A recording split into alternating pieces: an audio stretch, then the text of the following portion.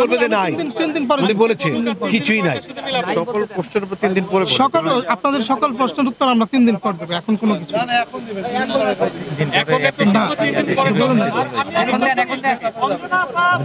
যেহেতু ওনার যে সম্পত্তি ছিল, সম্পত্তি বিক্রি করে কেন তার নিকেতনে ভাড়া বাসায় থাকতে হলো, এটা আমরা জানতে চাই। এগুলো সব আমরা 3 দিন পরে বলবো, কারণ আমাদের তো কিছু ব্যাপার আছে। আপনারা বিক্ষিপ্তভাবে প্রশ্ন করে যাবেন, আমাদের তো উত্তর দিতে হবে, আমাদের তো সময় দিতে হবে। আমরা 3 দিন পর আপনাদের সবকিছু আমরা ক্লিয়ার করব। না, এক একজন একভাবে বলছে। সেটা অসুস্থ ছিলেন, আপনি 3 দিন হয়ে গেছে বা 4 দিন হয়ে গেছে তিনি শুনেছি বাসাতে বললো। হ্যাঁ, এখন আমি ক্লিয়ার করি। বলতে দেন, সমিতিকেও জানান নাই বা তার আশেপাশে আত্মীয় স্বজনকেও জানান নাই, কেন এবং এতদিন দেরি হলো কেন হসপিটালে ভর্তি করা? আচ্ছা, এখন আমাকে বলতে দেন। 17 তারিখে পার্থিব রাশেদ মামা আমাদের বাসায় গিয়েছিল, অনুদান কমিটিতে আছে শামসুল আরিফিন মামা, আমাদেরকে খাইয়েছে, প্রায় 1 ঘন্টার মতো ছিল। 18 তারিখে ইউসুফ মামা গেল, আমার জ্বর ছিল অনেকদিন, জ্বর আসে যায়, আম্মু প্যারাসিটামল খেত, কিন্তু আম্মু কখনোই কোনো ডাক্তারের কাছে যেত না এই পর্যন্ত।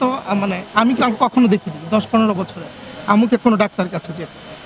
তো যে জোর করে একটা মানুষকে তো জোর করে আর নিয়ে যাওয়া যায় না। আম্মু তার ছোট মানুষটা, যে আমি বললাম যে তোমাকে ডাক্তারের কাছে যেতে হবে, সেটা তার হয় না।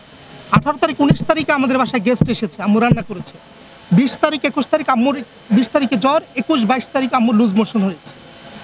এর আগেও আম্মুর 2020-এর শেষের দিকে লুজ মোশন হয়েছিল, 1 সপ্তাহ ছিল, বিছানায় ছিল, তারপর নিজে নিজে ঠিক হয়ে গেছে। কিন্তু আম্মুর যে মাইল্ড স্ট্রোক হয়েছে, মাইল্ড স্ট্রোক হলে কিছু সিমটম থাকবে, যেমন কথা নাকি জড়িয়ে যায়, হাত পা নাড়াতে পারে না।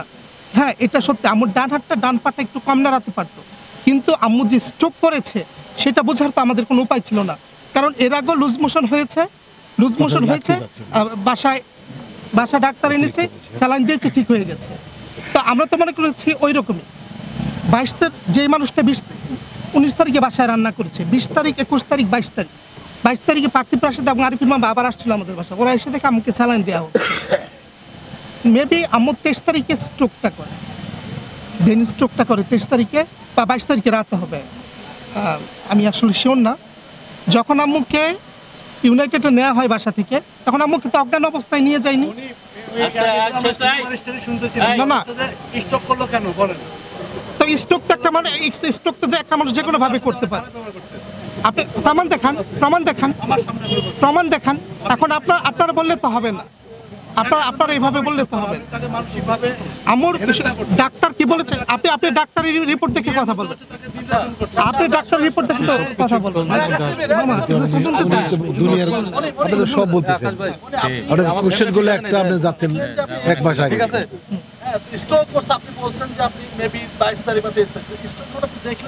আমি কিভাবে দেখবো? ডাক্তার কাছে নিয়ে যাওয়ার পর ডাক্তার বলেছে।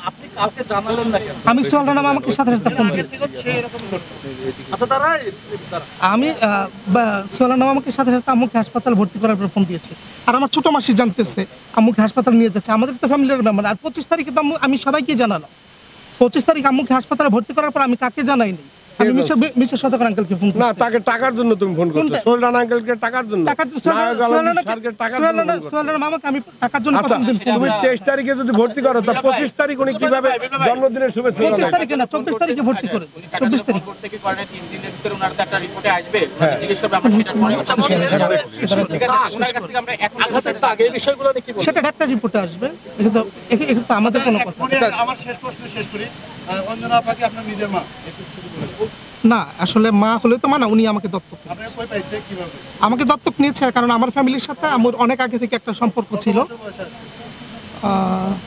10 থেকে 12।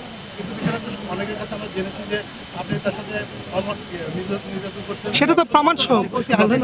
আমি কি বললাম জানি, আপনি তো কাছে যাচ্ছেন, যেটা কোশ্চেন করছে তথ্য প্রমাণ থাকে। আমি যদি সম্পত্তি হাতিয়ে দিই, আচ্ছা আপনারা ডাক্তারের রিপোর্ট অনুযায়ী কথা বলবেন। এখন তো আপনাদের এই কথাটা আমি আনসার দিব না, আপনারা আমাকে পেঁচাবেন আর আমি আনসার দিতে থাকবো, তা না। আপনারা ডাক্তারের রিপোর্ট দেখেন, আপনারা প্রয়োজন হলে ওয়েট করার জন্য আপনারা ওয়েট করেন 3 দিন। আমি তো বারবার বলে দিচ্ছি মামা, আপনারা 3 দিন ওয়েট করুন। স্পেসিফিক উনি কোশ্চেনের উত্তরটা দেন নাই, আপনারা ব্যাক গেল। আচ্ছা, তায়েব ভাইয়ের কাছে প্রশ্ন করি একটু, দাগের আসলে এটা আসলে আমিও কনফিউজ দাগটা কিসের জন্য। কারণ এটা আমি আপনাদেরকে ক্লিয়ার করি, আমি যদি আম্মুর উপর অত্যাচারই করতাম, টর্চারই করতাম, আপনি 26 তারিখ থেকে আপনারা 30 তারিখ পর্যন্ত আপনারা কালকে ইউনাইটেডে যাবেন, ওইখানকার এসডিওতে যে আম্মু যাদের আন্ডারে ছিল সেই এসডিও থেকে আমার নাম্বারে কতগুলো ফোন এসেছে এবং আম্মু নিজে ফোন দিয়েছে, আমার ছেলের সাথে একটু কথা বলবো, আমার ছেলেকে তো কর্তব্যরত নার্স, ডাক্তার এবং সিসি ক্যামেরা ফুটেজ পর্যন্ত আছে, আমি আম্মুকে গিয়ে 2 বার খাইয়ে এসেছি। এগুলো তো ভুল প্রমাণ করতে পারবেন না। এতে কোনো প্রমাণিত হয় না। আপনারা বলছেন উত্তর না। এবং আসলে আপনারা যে জিনিসটা জানার জন্য খুব আগ্রহ প্রকাশ করছেন সেটা হলো আমাদের চিত্রনায়ক অঞ্জনা, ওনার মৃত্যু নিয়ে নানান ধরনের কথাবার্তা আসতেছে, মানে কেউ বলে স্বাভাবিক, কেউ বলে অস্বাভাবিক। এটা নিয়ে আমরা আসলে, আমার ডান পাশে আছে মণি, যিনি চিত্রনায়িকা অঞ্জনার ছেলে হিসেবে আমরা জানি বা আপনারা জানেন। এই পাশে আছেন ওনার মেয়ের জামাই, যিনি রিপন ভাই, ইঞ্জিনিয়ার রিপন ভাই। আর এখানে আছেন ওনার ড্রাইভার, আমার ভাই। তো উনি আছেন, উনি হলো ড্রাইভার। আপনার নামটা বলেন? মনিরুল আরিফ। আর ওনার নাম না, ওনার নাম হল মনির হোসেন। আমার কাছে আইডি কার্ড আছে, মানে আমরা পরে বলি, আমাকে কথা বলতে, আপনার কথা বলবো। হ্যাঁ, তো উনি ওই বাড়িতে ড্রাইভিং করে, ওনার গাড়ি নাই লাস্ট 5 ইয়ার্স, গাড়ি ছাড়া ড্রাইভিং করে। অনেক টাকা অনেক উনি পায়, 5 লাখ টাকা। তো নানান রকম প্রবলেম আমরা দেখতে পাচ্ছি সেটা। আর ওনার বড় বোন, ছোট বোন ছিলেন রঞ্জনা, উনি দিদি বলে গেছেন যে উনি সহসায় পুলিশের মামলায় উনি যেতে চাচ্ছেন না। আগে আমরা যদি নিজেরাই একটা সমাধান করতে পারি সেটা উনি আবেদন করে গেছেন চলচ্চিত্র শিল্পী সমিতির কাছে। আমার সম্মানিত প্রেসিডেন্ট আমাকে দায়িত্ব দিয়েছেন, এই বিষয়টা আগে থেকে দায়িত্ব দিয়েছেন, আজকেও দিয়েছেন, এটা একটা ছায়া তদন্ত করার জন্য। এবং ছায়া তদন্তের মধ্যে আমরা এটা নিয়ে অনেকক্ষণ কথা বলেছি। অনেক আমাদের কাছে অনেক বিচ্ছিন্ন রকম ঘটনা চলে আসছে, অনেকে অনেক ইন্টারভিউ করেছে এই বিষয়টা নিয়ে, অনেক ইউটিউব অনেক রকম নিউজ ছেড়েছে। এইটা নিয়ে আমরা দীর্ঘক্ষণ কথা বললাম। এখানে চিত্রনায়ক আলমগীর স্যার ছিলেন, উনি কিছু কোশ্চেন করেছেন এবং সিনিয়র অনেক আর্টিস্টরা ছিলেন যারা কথা বলেছেন, খোলামেলা কথা বলেছেন। তো আমরা মূলত জানতে চাচ্ছি যে আসলে সমস্যাটা কোথায়। পুলিশ হয়তো আইনগতভাবে তাদের আদালতে দেবে, অনেক কিছু হয়তো আমরা জানতেও পারবো না। জানার জন্য আমরা আসলে বিষয়টা, আমরা রিপন ভাই যিনি ওনার মেয়ের জামাই, ওনার আমরা সবাই জানি ওনার কোনো কন্যা সন্তান নেই বা পুত্র সন্তান নেই, দুটোই আসলে পালক মেয়ের জামাই।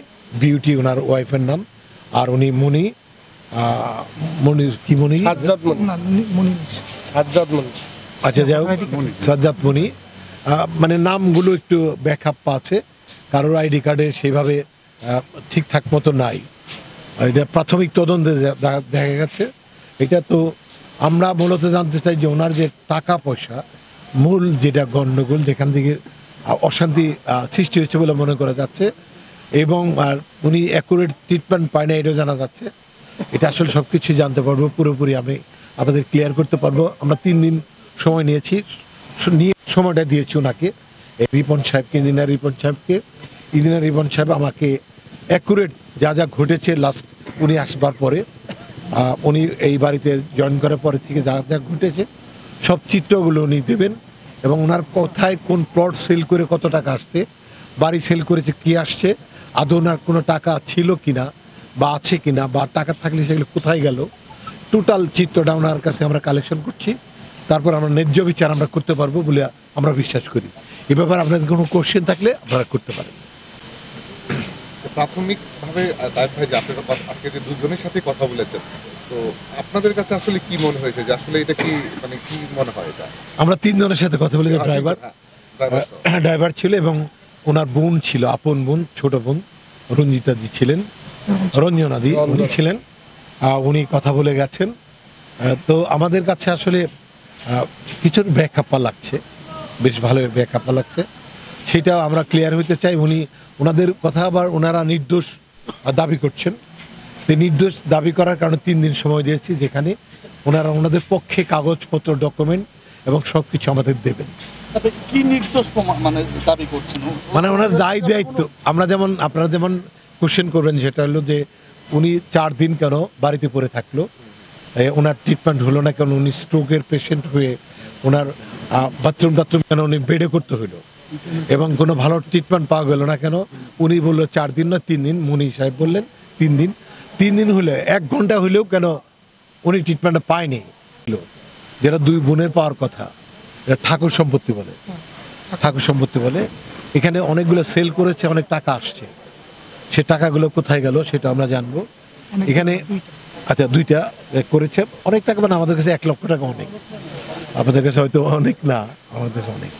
তো এই বিষয়ে ওনার পরিবারের সাথে যুক্ত ছিল আমাদের চিত্রনায়ক আন্নার হাজবেন্ড সাগর, ইসুফ ডিরেক্টর, ডান্স ডিরেক্টর, আমাদের বিপ্লব শরীফ ভাই এবং নতুন আপা, ওনাদের নিশাদ আন্টি, ওনারা অনেকেই জড়িত ওনাদের পরিবারের সাথে, যাদের কাছে আমরা নানানভাবে স্টেটমেন্ট পেয়েছি।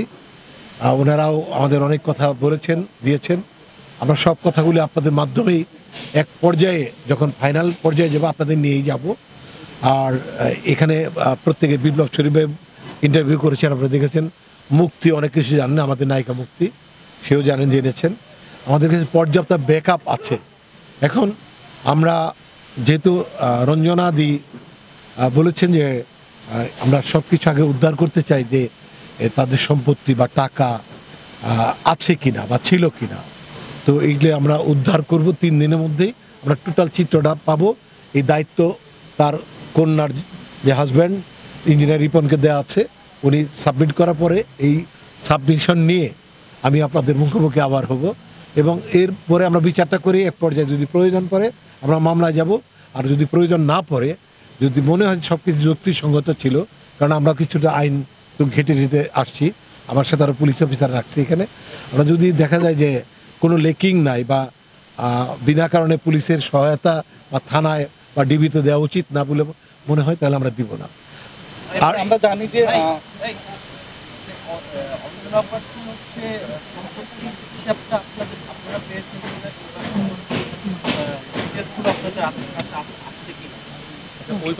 এইটাই কথাটা আমি বললাম যে আগামী 3 দিনের মধ্যে এগুলো সব, মানে আর কোনো লেকিং থাকবে না। 15 বছরের যে ইতিহাস টোটাল সাবমিট হচ্ছে আগামী 3 দিনের মধ্যে। টোটাল সম্পত্তি, টোটাল টাকা, টোটাল ব্যাংক লোন বা কোথায় কে গেছে বা উনি পার্সোনালি কোথায় থেকে লোন করেছেন, সব আমরা জানবো আগামী 3 দিনের মধ্যে। একটু আমরা একটু কথা শুনি, যে আপনি একটু কথা বলেন যে আসলে যে আমরা জানি যে অঞ্জনা আপার শরীরে কিছু আঘাতের চিহ্ন এবং যিনি গোসল করিয়েছেন অঞ্জনা আপাকে, তিনি একটা স্টেটমেন্ট দিয়েছেন। এই বিষয়গুলো নিয়ে তাদেরকে জিজ্ঞাসাবাদ করা হয়েছে কিনা, বা এটার সঙ্গে আরেকটু যুক্ত করে দিবে, তদন্তের দায়ভার আপনি পরিবারকেই দিলেন, তারা কি আসলে এটা নিয়ে না না তদন্ত না, আমি পর্যাপ্ত পরিমাণই চাচ্ছি তাদের কাছে, মানে সব মানে ডকুমেন্টগুলো চাচ্ছি, দলিল, যে হাসপাতাল বা 3 দিনের মধ্যে যে ডাক্তার ডাকছিল সেই ডাক্তারের সার্টিফিকেট, প্রেসক্রিপশন, এগুলো আমাদের লাগবে। ওনারা আঘাতের চিহ্ন, আঘাতে কিছু বলেছে, আপনি আপনার প্রশ্ন করবেন, আমি মনে করি আপনি একজন আইনের মানুষ, সেখানে আপনার কাছে যেটা মনে হয়েছে সেটা থেকে তাদেরকে সুযোগ দিচ্ছেন যে তারা আসলে কি দিবে কি করবে, এটাকে আসলে না, ওনার সুযোগ দিচ্ছি না, ওনাদের ইনভেস্টিগেশনে দিচ্ছি, ওনার তদন্ত না। ওনাদের কাছে আমি সাপোর্ট চাচ্ছি, যে যেহেতু উনি একজন কনভার্টেড মুসলমান, ওনার কেউ নাই, ওনার বাড়িতে ঘরে কেউ নাই, কাগজপত্র, দলিল আদি, ব্যাংক ড্রাফট বা ব্যাংকের চেক বই কিছুই নাই। আমরা শুধু এটাকে কি বলে আলামতগুলো সংগ্রহ করার চেষ্টা করতেছি। আলামতগুলো আনবার পরে আমরা যে কোনো ধরনের সিদ্ধান্তে যাব, সেটা আপনাদের নিয়ে। পরিবেশ তখন ডিমান্ড করবে যে আমরা আসলে কোন পথে তখন হাঁটবো। কারণ শিল্পী সমিতি আরেকটা জিনিস করতে চাই, শিল্পী সমিতির সংবিধান যেটা আছে, সেখানে শিল্পী সমিতি কোনো মামলা বাদী হতে পারে না।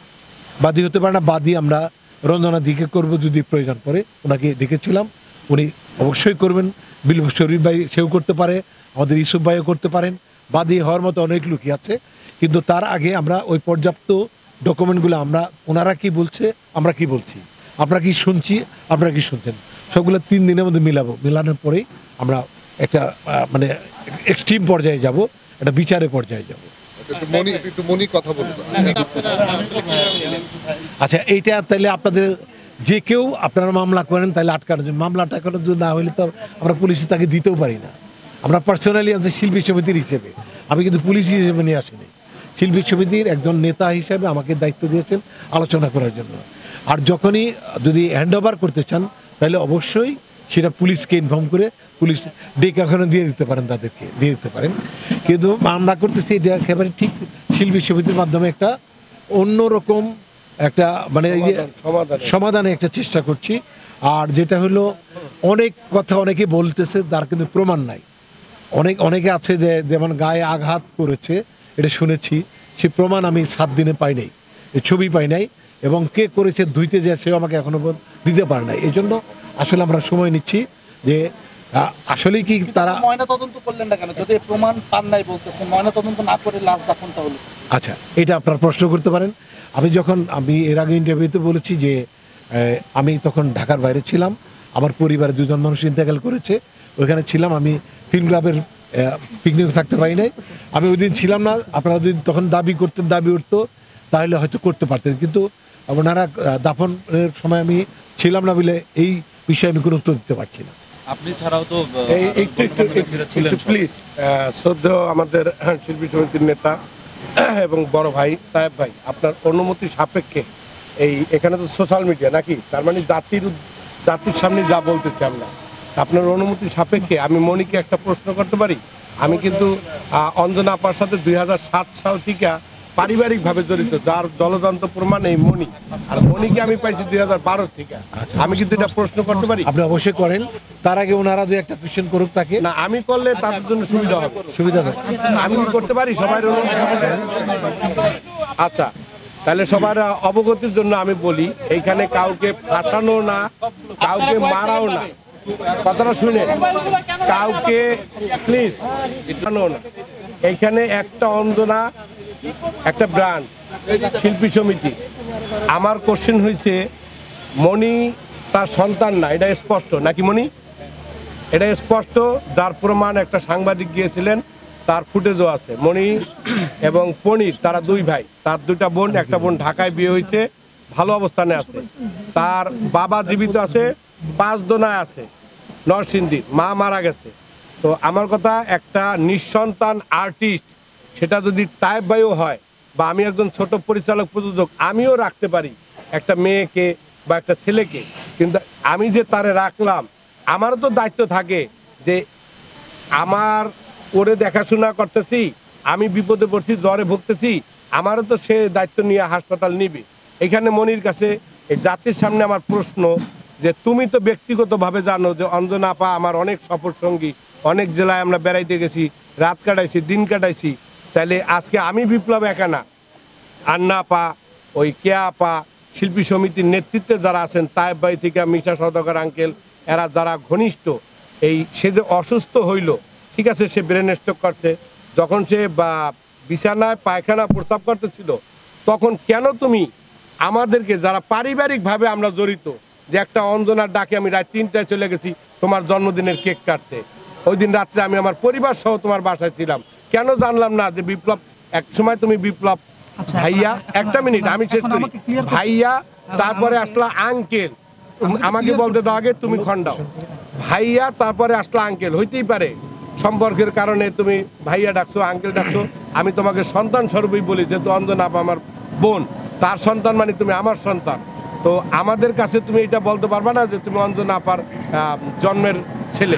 তো যাই হোক, আমার মনে হয় দুলাভাইও জানেন, কিন্তু তুমি কেন শিল্পী সমিতিকে বা আমাদেরকে ইনফর্ম করলা না?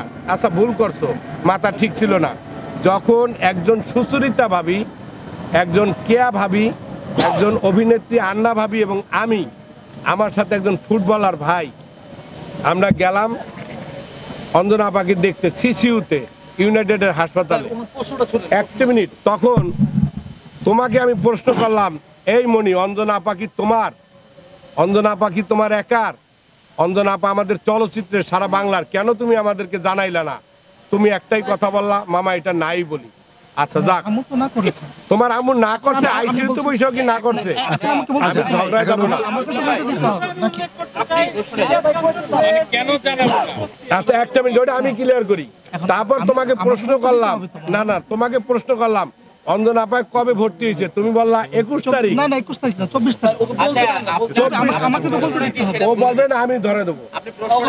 প্রশ্নটা বলেন। আচ্ছা তাহলে 24 তারিখে যদি সে আইসিইউতে যায়, 25 তারিখে অঞ্জনা আপা 25 আইসিইউতে বসে কি ওই এটা 24 তারিখে। কাঞ্চন ভাইরে পোস্ট দিছে হ্যাঁ, এটা তো ফেসবুকে, 24 তারিখে তার জন্মদিনের শুভেচ্ছা জানাইছে। আচ্ছা, একটা এখন মিনিট আর একটু ক্লিয়ার করে দিই, একদম শর্ট।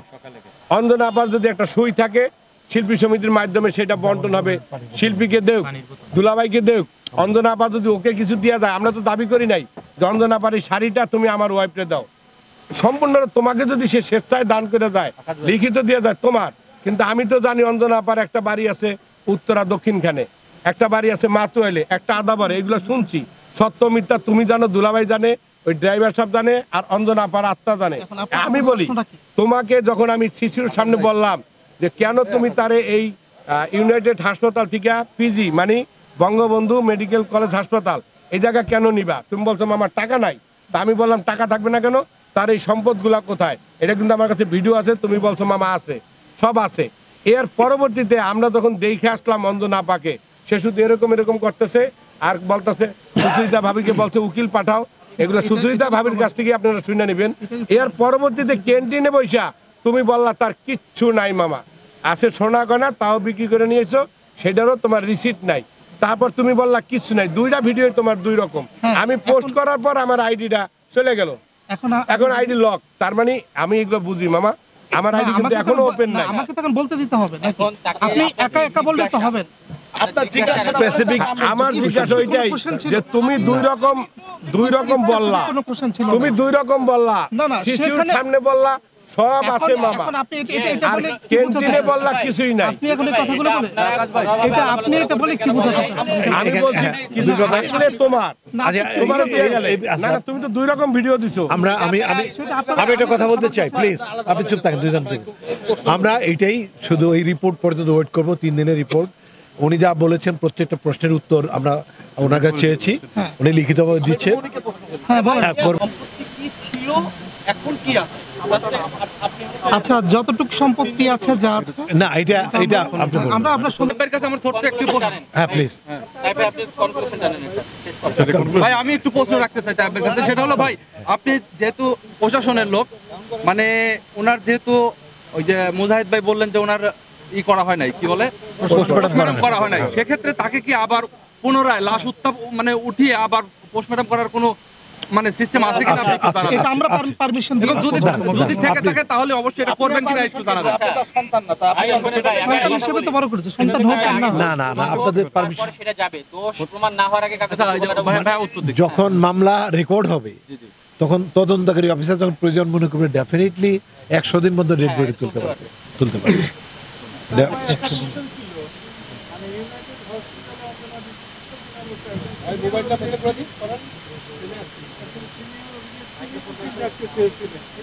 হ্যাঁ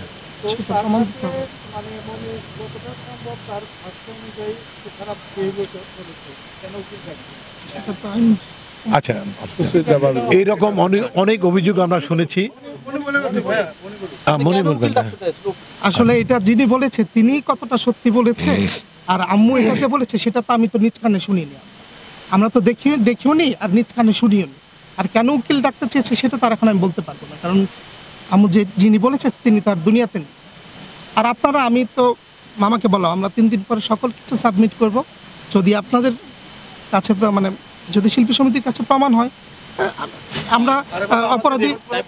এখানে যে প্রশ্নগুলো উত্থাপিত হলো আশা করি আপনাদের তদন্তে এই প্রশ্নগুলো একটা জায়গা করে নিবে, আশা করি এই উত্তরগুলো আপনি 3 দিন পর দিবেন যে প্রশ্নগুলো আসলে কি বলবেন আসলে। আচ্ছা আর উনি ইঞ্জিনিয়ার রিপোর্ট, উনি ওনার মেয়ের জামাই, উনি আমাদের কাছে মুহূর্তে লিখে নিয়ে গেল, দুজনকে নিয়ে যাচ্ছে 3 দিনের মধ্যে উনি সাবমিট করবে সবকিছু। ওনাকে কোনো কোয়েশ্চেন থাকলে করতে পারবে।